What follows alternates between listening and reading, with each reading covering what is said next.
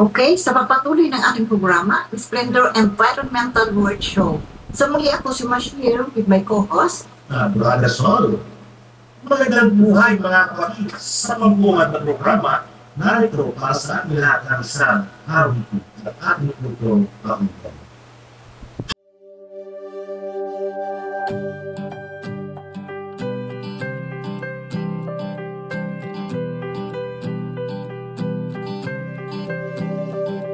Ang hangin na humahaplo sa aking mga balat, ito ay nagmumula sa iyo. Mula sa berdeng mga puno at asul na dagat, kay sarap pagmasdan ang kagandahan mo. Mula kanluran hanggang silangan, ang sinag ng araw ang iyong korona, kataas-taasang kamahalan, kalikasan. Okay, kinakamiling lawak na sa ating programa mga kapatid. Ang balitaan sa hatid sa inyo ng Splendor Environmental Award Show. Ang kakaiba palatuntunan para sa kalikasan. Ang pagbabago, pagkakaisa, pagtutulungan ng mamamayan para masolusyonan ang kalikasan. Ang pagtatak ng Splendor Corporation ng mga chapter unit sa iba't ibang bahagi ng mundo para mapadali magkaisa ang mga tao upang masolusyonan ang global warming para na rin sa kalikasan. Okay, partner, bahagi ng ating palatuntunan, nakaantabay ang mga household members mula naman sa iba't ibang chapter. Yes, MG.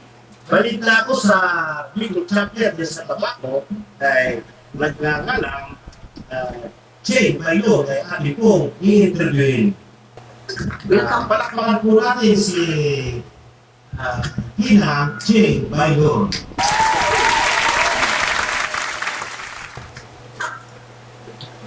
Hello, kumusta po kayo ma'am? Magandang hapon po sa inyo.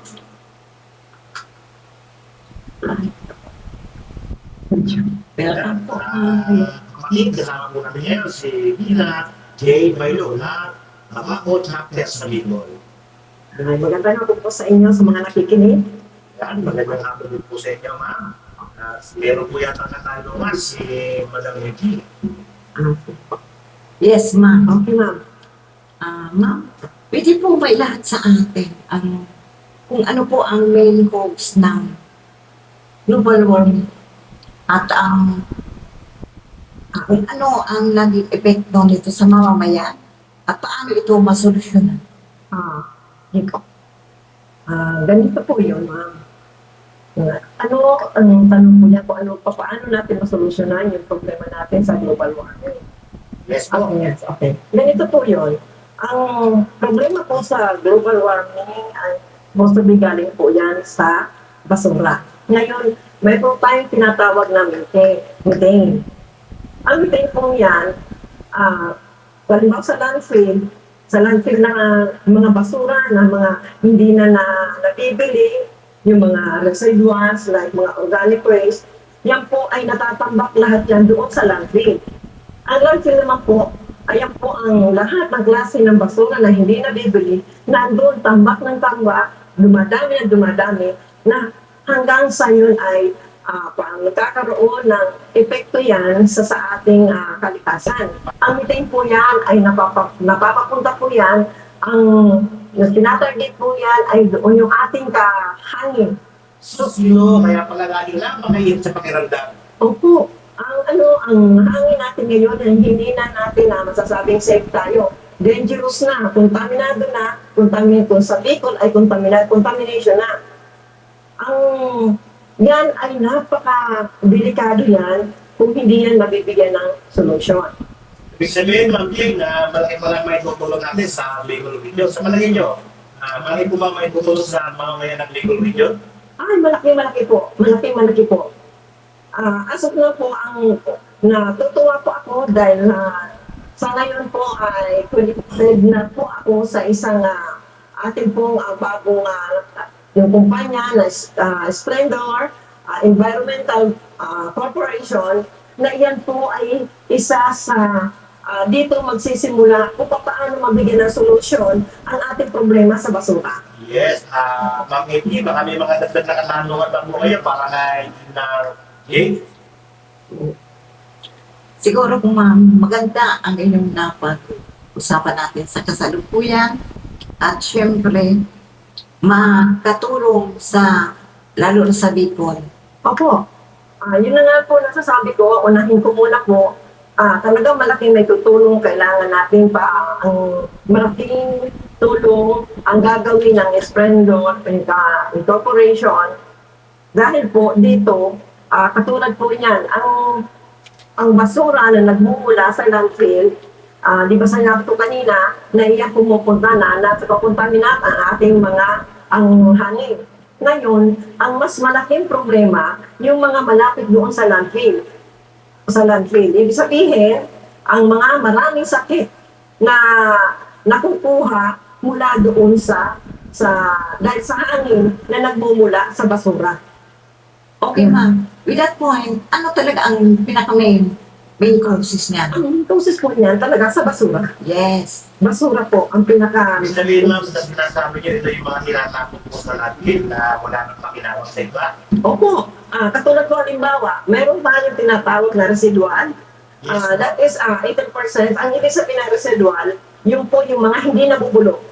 Ano may mga halimbawa ng mga residual na yan ay hindi nabubulok? Katulad po halimbawa, katulad ng mga styro, yung mga plastic. Ako, yung mga bumabara sa kanal. Opo, yun ang bumabara. Kaya nga nagkakaroon tayo ng malaking problema. Pero sa Splendor, Ngayon po, ito na po ang kasagutan. Dapat po tayong matuwa, maging masaya tayo. Dahil unang-una po, ang ating pong naka-invento po, dapat natin pong pasalamatan ang isang Pilipino na ang pangalan po ay si Robert Rivera. si Opo, tama po. Kaya po, natutuwa dahil ang makakapagbigay ng solusyon ay isa ring Pilipinong katulad natin na hindi lang matutulungan ang ating bansa, kundi sa buong Pilipinas, sa buong mundo. Amen. Ang ganda naman pala yan. Ma'am MG, may mga tatanong pa po ba nga Gina Jane?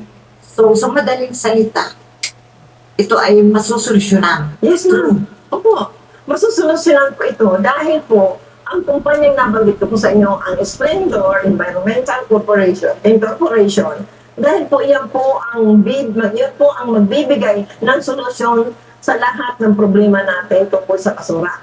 Noon po, ang basura ay walang halaga, walang value. Ngayon po sa Splendor ay may value na. Naku, napakaganda naman pala ng proyekto na yan. Opo. Okay. Ma'am MG, sa tingin ko, ang dami na nung sinabi ni Gina Jane. Nagpapasalamat po kami, Madam Jane, sa mga sinabi ninyo tungkol po sa Splendor at kung ano pa ang mga solusyon sa basurang tinatapon lamang na walang halaga sa mga landfill. Ma'am MG, meron po ba kayong masasabi tungkol sa mga sinabi ni Gina Jane? Maraming salamat, Ma'am Jane. Okay, maraming salamat din po sa inyo. Alright, thank you very much po, Ma'am Jane. Salamat din po. Okay. Malakpakan po natin si Ma'am Jane.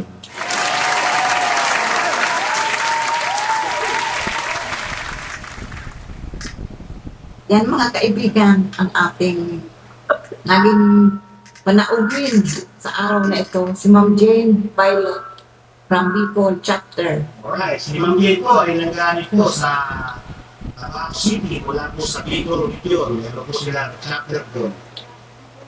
Bayan, mga kaibigan, sa mga larni ko ay marami po tayo tatalakay tungkol po sa Splendor Corporation at sa mga basura po na sinasabi ng ating mga guests.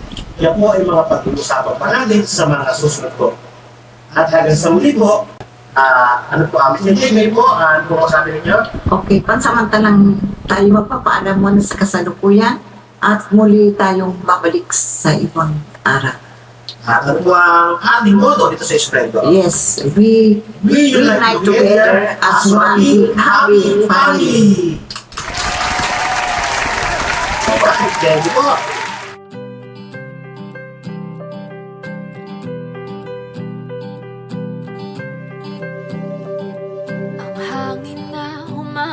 sa aking mga balat, ito ay nagmumula sa iyo. Mula sa berdeng mga puno at asul na dagat, kay sarap pagmasdan ang kagandahan mo. Mula kanluran hanggang silangan, ang sinag ng araw ang iyong korona, kataas-taasang kamahalan, kalikasan. Liwanag ang bumubuhay at gumagabay sa kalikasan. Marilap ang iyong kulay na nagbibigay buhay. Mula kapatagan hanggang sa mga bundok, kamangha-mangha pagkalikha sa iyo. Sa araw ulan kahit pabagyo, payapa ang buhay o may pagsubok, ang pag-ikot ng mundo